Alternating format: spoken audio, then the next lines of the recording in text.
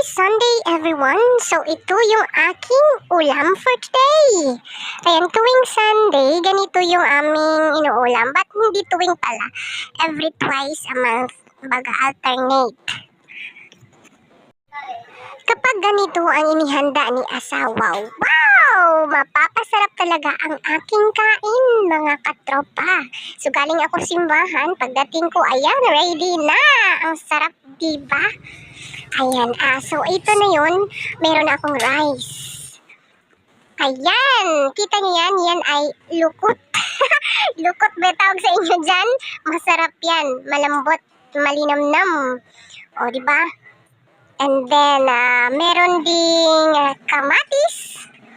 Tsaka mayroon ding isda. Tapos lagyan ng lukot konti. Ayan. Super.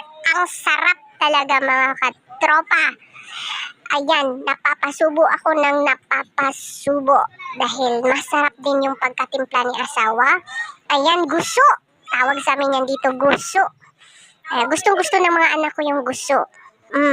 So, ang sinihog ni asawa, by the way, ako bumili niyan. Siya lang tagagawa. Kasi hindi ako marunong gumawa. Magiging ginamos talaga yung pag ako gumawa. Ayan, inalo-halo ko na sa kutsara. Ayan, tapos kakainin ko yan ng feel talaga. Ayan, diba? Ang sarap talaga nito. Lalo na pag color green. Ayan.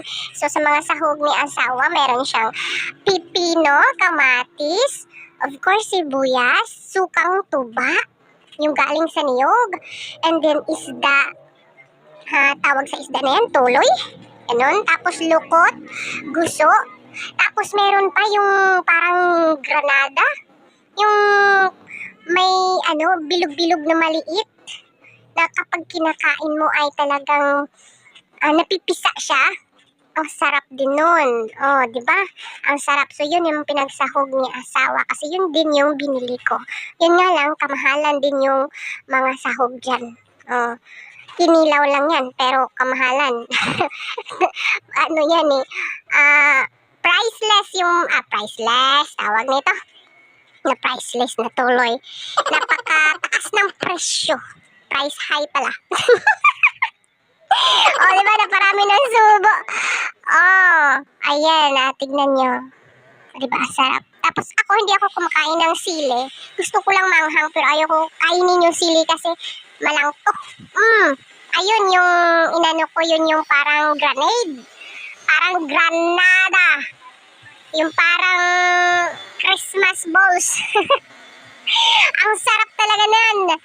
Ayan, gusto. Napaparami na ako ng subo, mga katropa. Sobrang sarap talaga.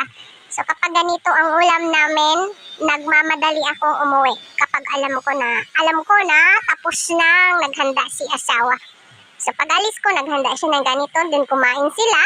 Kasi ako lang yung nagsimba. So, pag uwi ko, ayan, ako na naman ang bumabanat sa kain, mga katraps pa. So, ayan yun yung sinasabi ko, parang granada.